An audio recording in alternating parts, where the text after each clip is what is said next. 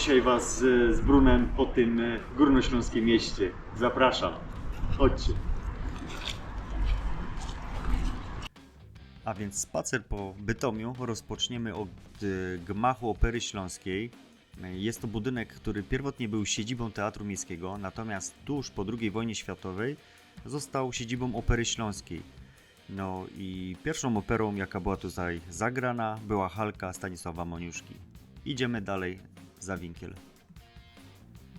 No i tak, jesteśmy teraz przed budynkiem Opery Śląskiej. Tam jest. Natomiast tutaj zaraz za mną jest liceum ogólnokształcące. Zbudowane jest w stylu secesyjnym. Bardzo piękny budyneczek, nie? Tutaj też tramwaje jeżdżą i najkrótsza linia w Polsce numer 38, ale myślę, że zaraz gdzieś to uszczylimy. No i proszę, przed nami zajeżdża tramwaj typu N, taki wagon zabytkowy. Jest to linia 38, tak jak mówiłem wcześniej.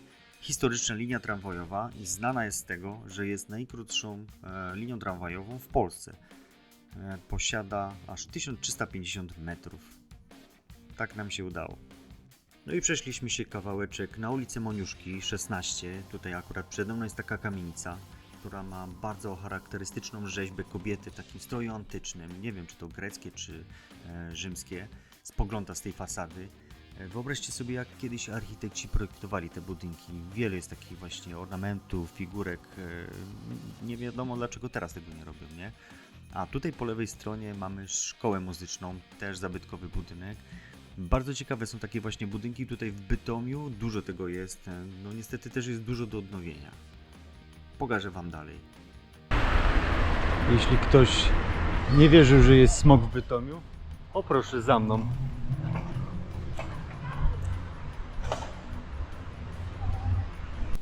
Przed nami jest rynek w Bytomiu, który powstał w średniowieczu, natomiast na początku był kwadratowy, teraz jest prostokątny. No, zmiany w wyglądzie rynku nastąpiły po II wojnie światowej, kiedy to wchodząca wówczas do niemieckiego miasta Armia Czerwona wysadzała kamienicę wraz z ratuszem. No i w ten sposób rynek powiększył się dwukrotnie, nie? Jako ciekawostką jeszcze powiem, że tu kiedyś przez rynek przejeżdżał tramwaj oraz jest tu też lew bytomski. To jest taka rzeźba upamiętniająca ofiary w wojnie francusko-pruskiej z powiatu bytomskiego. A według legendy, gdy miastu będzie zagrażać niebezpieczeństwo, lew się przebudzi. Idziemy dalej. Tu przede mną jest Muzeum Bytomskie. Ściśle mówiąc Muzeum Górnośląskie w Bytomiu. Tak samo, piękna architektura. W ogóle te budynki są piękne.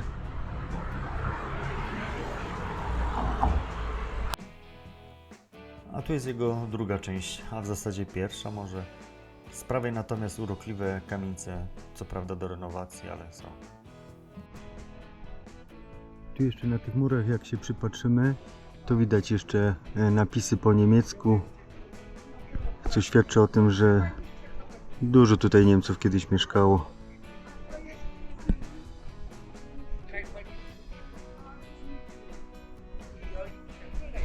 W tej chwili stoję przy hotelu na ulicy Dworcowej 16. Kiedyś to była i karczma, i teatr, tu jakiś był, i sala taneczna.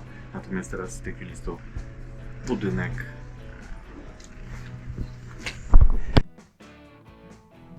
Bytom, miasto, które jest starsze od Krakowa, ma swoją własną klątwę, najkrótszą linię tramwajową w kraju i zakład pogrzebowy, którego nikt nigdy nie widział. No tak, Bytom to miejsce, gdzie historia miesza się z absurdem, ale w najlepszy możliwy sposób. Zacznijmy od tego, że Bytom otrzymał prawa miejskie w 1254 roku, a Kraków dopiero 3 lata później. Czyli można powiedzieć, że Bytom to taki starszy brat, który patrzy na Kraków z góry, nie? A tak naprawdę początki osady sięgają XI wieku, kiedy to Bolesław Chrobry postawił tu gród na wzgórzu Małgorzatki, nie? No i wtedy zaczęło się kopanie srebra, ołowiu, no i tak miasto się rozrosło. A mało kto wie, że Bytom produkował 2% polskiego PKB.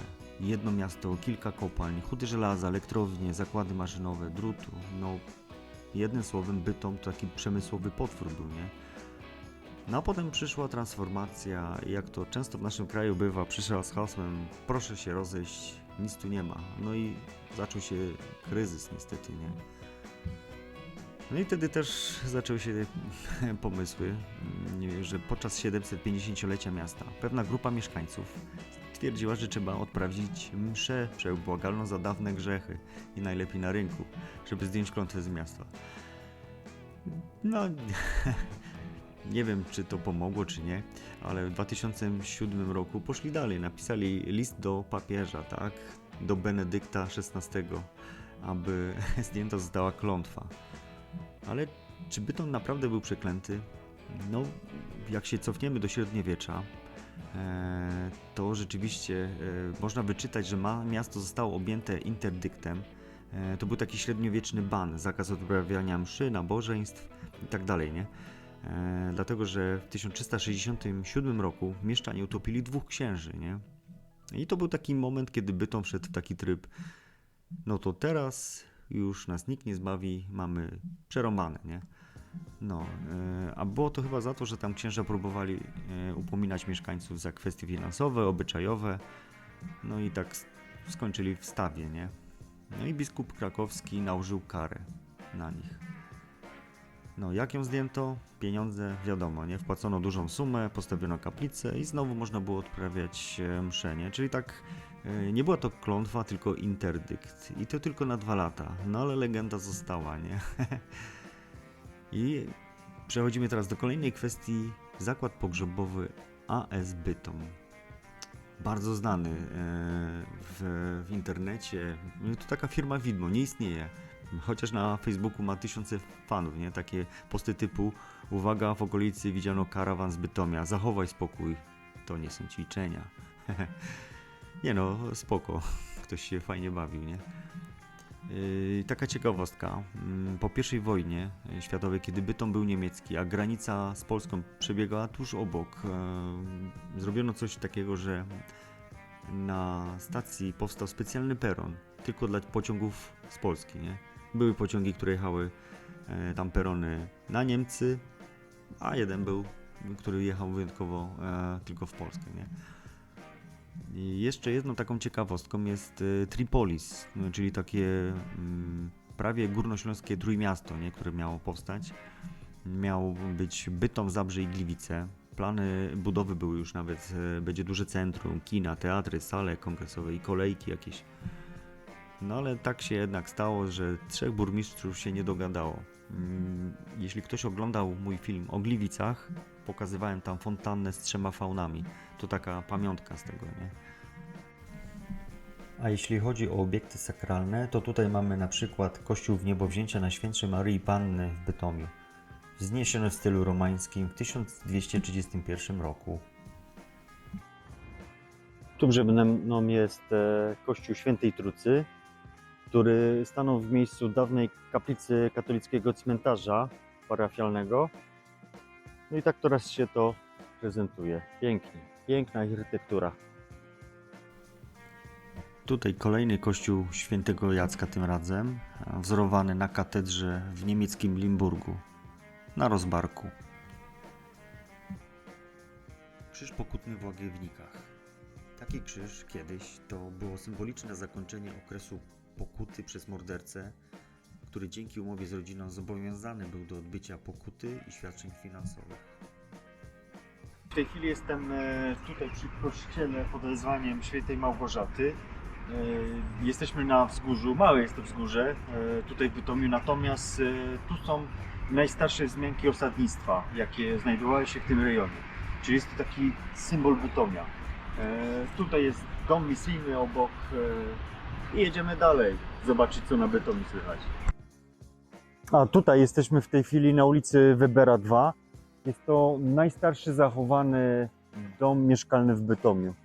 Jest odnowiony, ładnie wygląda, natomiast jest najstarszy. Idziemy dalej. W tej chwili stoję przy pomniku Karin Stanek.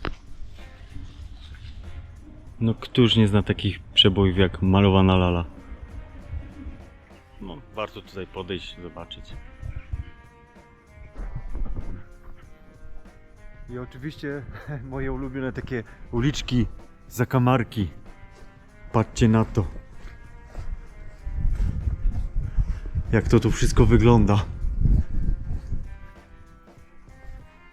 Jakaś knajpka tu jest, kurde no. Musi być wieczorem fajnie. Niektórzy to pewnie znają Bytom troszeczkę z innej strony. Jeśli ktoś ma ochotę jechać tuż poza miasto, poza centrum, wspaniałą alternatywą do tego są Żabie Doły. To taki poprzemysłowy teren, natomiast teraz jest tu tylko i wyłącznie przyroda. Co prawda łączą się tutaj prawie że 3 miasta w tym miejscu, ale nie przeszkadza to niczym. Tu są wodogrzmoty w Bytomiu.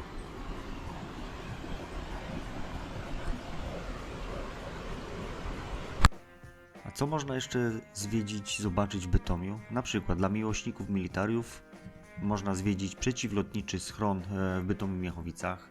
Można także pojeździć kolejką wąskotorową, czy też zobaczyć, ale tylko z zewnątrz, bez zwiedzania, pałac Tille-Winklerów. I to był Bytom, miasto, które zaskakuje bardziej niż mogłoby się wydawać. Z jednej strony historia o średniowiecznych interdyktach, utopionych księżach, z drugiej strony nietypowe legendy i klimat, którego nigdzie nie znajdziecie. Ale wiecie co? Kamera nigdy nie odda tego, jak to miasto pachnie, jak brzmi, jak się je czuje. Jeśli masz wolny weekend, wpadnij tu choćby na chwilę, nie? Pospacerować po rynku, można się przejechać 38 i zobaczyć te piękne stare kamienice na żywo. Może nawet odkryjesz coś, czego nie ma w żadnym innym przewodniku. Na razie.